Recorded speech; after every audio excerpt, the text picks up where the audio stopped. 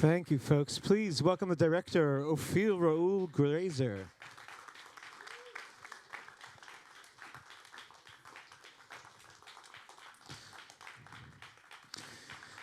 Welcome back, Ofir. Thank you so much.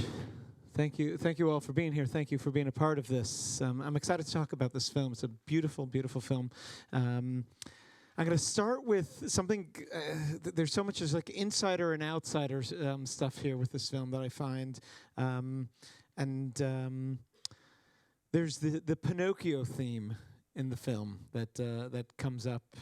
And for anybody who didn't grow up in Israel in the 1980s, there's a specific Pinocchio reference that's referenced in the film that was a Japanese, I think, animated version that was shown on a daily basis over summers at times, and you actually use the musical themes from it here in the film as well. Can you tell us a little bit about that choice to use that as kind of a counterpoint for I don't know if a counterpoint, but maybe a metaphor for the characters' positions? Thank you for staying. Pinocchio. I mean, there's so many things. I mean, it's not just one choice. I mean, first of all, like you said, it was something we've had, a TV show we had every summer during the holiday, the school holiday, and we all watched it because it was the only TV channel. There was one channel, so everybody knows this song. And I remember when we did a reading of the screenplay with the actors and the camera guy. So we got to the point where it's on the television, so everybody sang it together, they all knew it. And the actors are, a bit different generations, Michael is a bit younger, or Sharat is a bit, I mean, it's like, so, and it's still kind of like a common, and that's like one thing, it's something that kind of, it's a nostalgic element that unites, unites a memory in a way. Like memory of childhood, naive memory of maybe a different country, a different land, a different vision that you have as a child. When you're a child, your perspective is, I mean, mostly naive, and beautiful. So that was one thing. The other thing was, of course, the story of Pinocchio, which is a horrible story.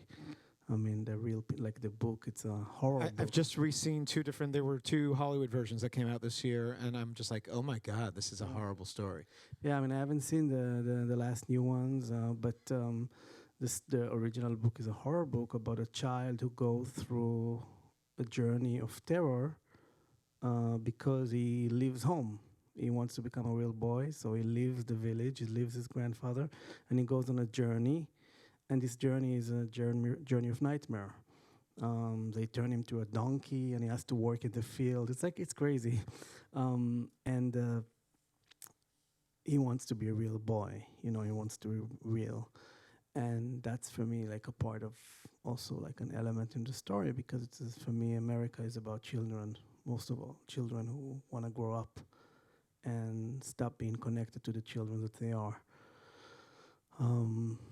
So that there is this aspect, and there is also the aspect of being a puppet, like a puppet of society, a puppet of what is expected of you, what is needed of you, and also a physical puppet, like the lyrics, the Hebrew version for the lyrics. The song was originally written in Czech, but and it was translated in different languages. You have French, Greece. German is very famous, but the Hebrew one, the words are just so beautiful. It's like, I want, like, good morning world. I want to be released from the wires, and that's the wires of the puppet, but it's also the wires of the body of your Yotam when he's trapped to the bed, and the like, how you call it, the stuff you have in the hospital. So to get out of it, to release it, and to be able to walk again, and to move again, and to be, so it's a lot of things in one. It's a fabulous, I guess, metaphor. Let's go back to the title of the film, America. America plays a small part in this, I'd say, and beginning maybe some bookends. But why did you choose the title America? I mean, like a few reasons. I mean, like first of all, sometimes there is one very, like you said, like a one small thing in your life that happens that defines who you are. If it's a memory of a trauma, a person you meet, even if just an instance, but it kind of defines who you are.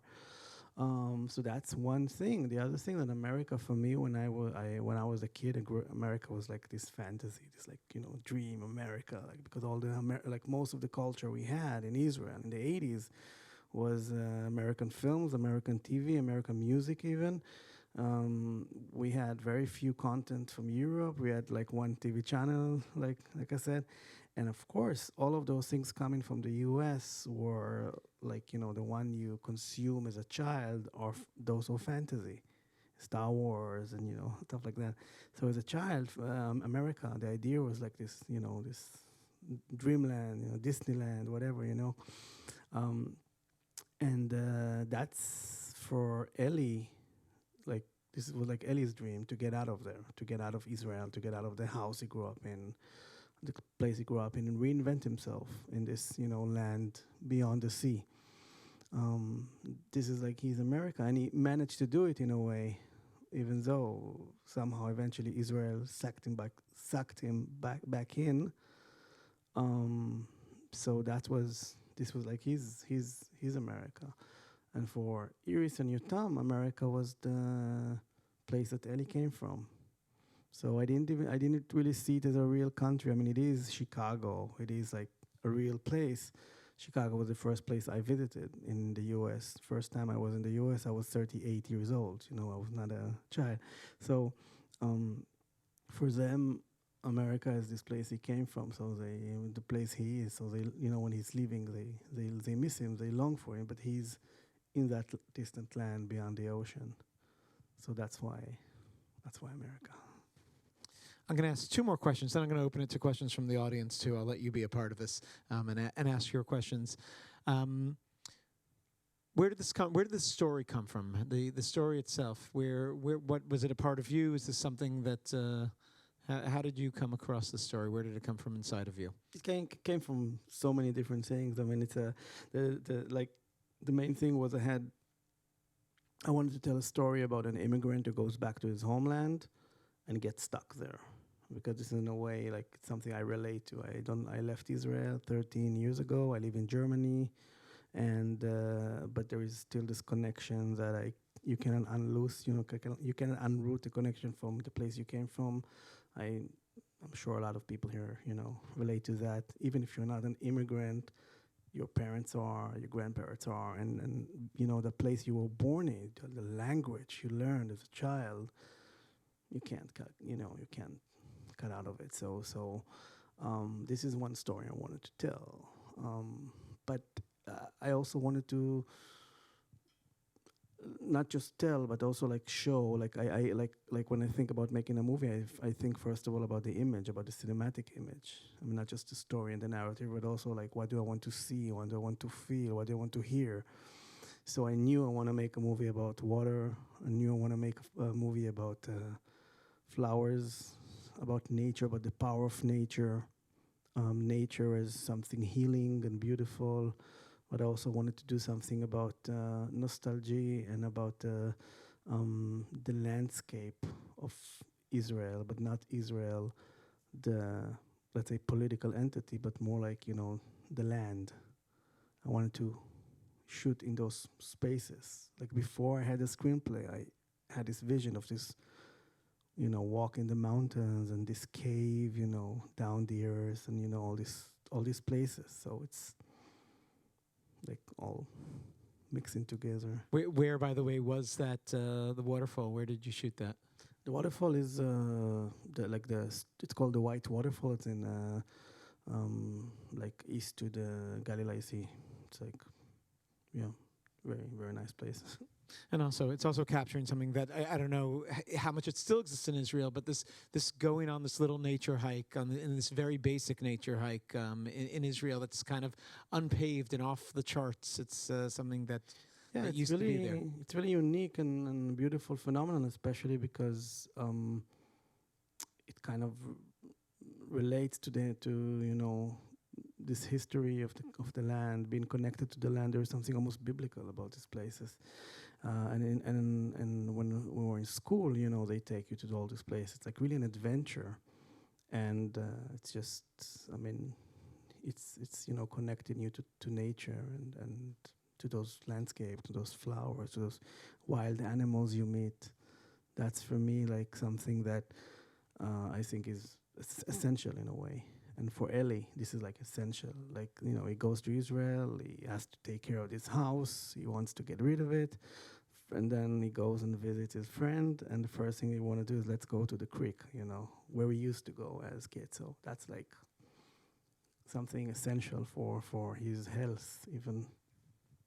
I agree. I think that's something that actually people. I mean, I used to when I would visit Israel. Oh, we have to take one of those hikes and go to that little hidden creek where that was disconnected from the rest of the world. And I think there's something uniquely within that culture there. The last thing I wanted to ask, I have plenty more, but before we open it to your questions, is I think you've compared it, or if others. It's so funny. I didn't get it the first time I was watching the film, and as I was watching it today, I was like, oh, this is so clearly referencing the melodramas of the 1950s, and we had mentioned before, like Douglas Sirk as one of the kind of those storytellers. And Douglas Sirk specifically, his style of melodrama, which with the vivid colors and just like it's true, stories are not told this way anymore. Also had an undertone, a social criticism in its undertone. Was that something that you were looking for here? It's a part of the tapestry. It's a part of the story for me. Like, I mean, social criticism, it's a very wide definition. So I don't know like how you would read that, but for me it was like important that these three characters are in a way disconnected from Israel. They don't really represent. They don't really have roots. The only one who has like really a family and roots is Yotam. But also Shrat and also Eli, who came from very different places. She come from a traditional Ethiopian family, and he came from a very Ashkenazi house in Tel Aviv. Eventually they both had the same broken childhood. They both had horrible. They grew up in a horrible place, and she didn't have a father, and he had a hell of a father, who was also, by the way, a war hero, and he had a high position in the army and in the police, and so it's like a hero, but twisted, and violent, and that was really important for me. It was really important for me, like that his house, you see it like in Israeli cinema. You always see like the domestic violence. It's always like Mizrahi. It's always, and I said, no, like the worst thing happened in the most, good neighborhood, good families, So that's the experience I know, from close experiences. So that's definitely important for me. Beautiful, thank you. Folks, I'd love to take a couple questions from the audience and hear from you. Hi, thank you for speaking with us.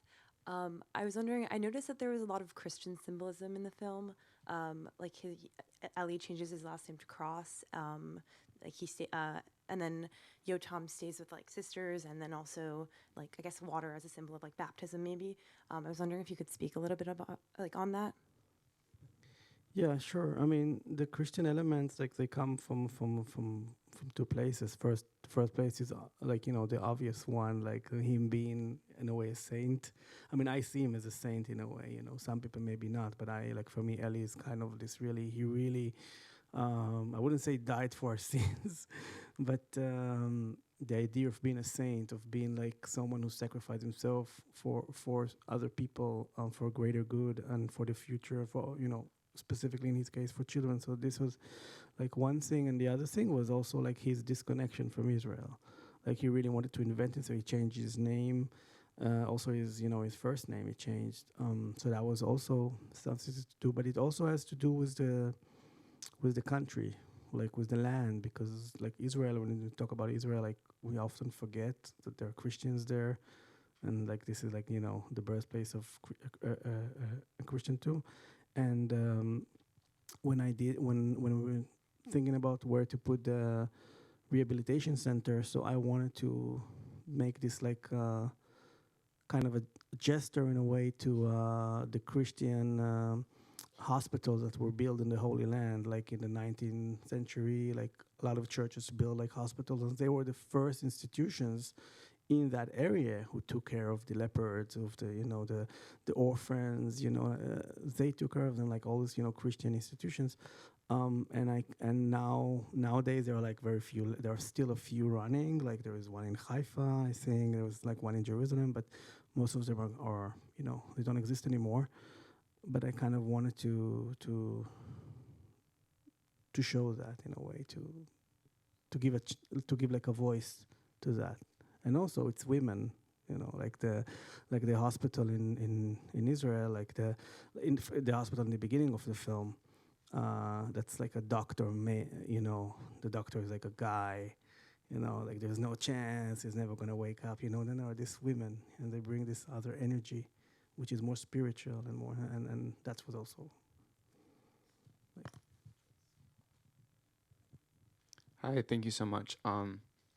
So when the female character goes to see her family, I'm assuming, and the mom like walks past and doesn't really acknowledge her, that's intercut with her eating injera.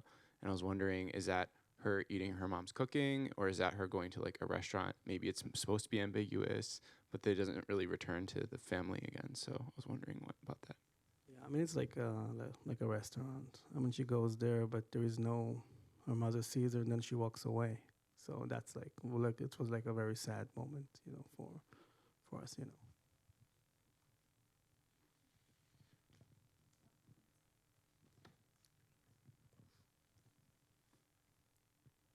Thank you for that. That was beautiful. I wonder if you might comment on the character of Iris. She seemed to me sometimes to be a puppet herself, because her decisions weren't made for her. It was like she was attached to strings and her life was being choreographed by others. Eli decides when he's going to take off. The parents decide, that Yotam should move in with her. And it felt like she had very little agency. And I wonder if you might say a few words about that. Yeah, I think that's like something that is. I mean, it's a very hard life in a way, because things just happen to her all the time, and she has to kind of find her way in it, and isn't left with much choices. Even though sometimes they tell her like you can choose, but it's not really a choice. That's something I wanted to do that, because I kind of just felt that it's something very, on one hand, very Israeli. Like, for me, my experience, of course, I don't want to insult anyone. Just you just get hit all the time, like from every direction. When you take a bus, you start fighting with someone. So it's like like this was one thing. I mean, the thing that happened to her, like the home she grew up in, and the thing that happened with Yotam, that the love of her life is in coma, and then she's in love with this other guy, but then he's leaving her, and the other guy like wakes up and she has to deal with it, and she doesn't have a family, she doesn't have roots. That's just something I wanted to kind of, in a way, just let her like in a way survive this, and in the end find, let's say, I don't know how to call it in English. In Hebrew, we call it nachala, to find like eventually the place, the home. Eventually she finds home in the end, So that's like how I saw her. We have time for one last question. I loved your film. Lots to say about that, but I'm also curious to ask you about your Berlin and Prague connection. How you got the support, and did it have how they chose to support you, and did they have any influence in the making of the film? I mean, it's a co-production. Like Israeli films, a lot of time there's not enough money to make a film, so we have this co-production agreement that we are trying to cooperate with another country. Most of the time, it's France, Germany. Sometimes it's other countries. So there was like a new treaty of co-production with Czech Republic. So we were the first one to jump on it. I mean, it's just a way to make the movie. So, but when you work with all these entities, they don't influence, the story in itself. Basically, you have to work with some people. For example, Berlin, we had the Chicago scenes we shot in Berlin, except the shot of Chicago in the beginning and the window. In the beginning, there was a window from Chicago, so we had a guy in Chicago who shot this for us and sent it on WhatsApp because we were not allowed to travel, COVID. So in Berlin, the swimming pool and the apartment, we shot it in Chicago, and then we did most of the post-production in Prague, like the sound design, the color correction, the effects. There are all kind of effects in the movie. I mean, you don't really notice because it's not like, it's not an effect movie, but sometimes there is something we had to fix in the shot, take out a window, whatever. So we did all of that in Prague. That's just a way of making movies happen, Was the carrying up animated or real? Yeah, the carrying up was CGI. CGI? Yeah, the carrying up was very, very real, and very, very difficult to do. The last 2 shooting days we've had. Save it for the end. Good. Yeah, we saved it for the end, but knowingly that it's better to save it for the end. But in the last week of the shoot before that, they closed the country. Like there was a second lockdown, so we were fucked, So we had to that was Thursday when we were about to finish like the one last week of shoot, and then have a break of 4 days, like Shabbat and Yom Kippur, and then go back and shoot those 2 days in the waterfall. And what happened in reality is that Thursday at noon, my producer came to me at lunch and told me, Ofir, if we're not going to shoot the waterfall like tomorrow and the day after tomorrow, we're not going to have a movie. So I said, so we went to all the crew, of course, the actors, and asked them who can come, And so in the evening of Thursday, we went up to the waterfall at like 11 at night, woke up at 3 o'clock in the morning because you couldn't walk there. I mean, this was like September. You couldn't walk there in the sun. You had to leave very early because then you would die of heat. And then we had like 2 crazy days, and when we came back, there was no way to get food because everything was closed, because of then it was like a lockdown, and it was crazy adventure. But we did it. Well, I have to say that most of our films this year were all made during COVID, and it's one of our best years of films. So COVID clearly, all these hardships allowed great films to come out of them. Ofir, thank you so much for being here. There's so much more to say about this. Please continue these conversations, but right now, June 0 is going to be starting in this very room. We're going to start that in about 3 minutes, so thank you all. Thank you very much. Thank you.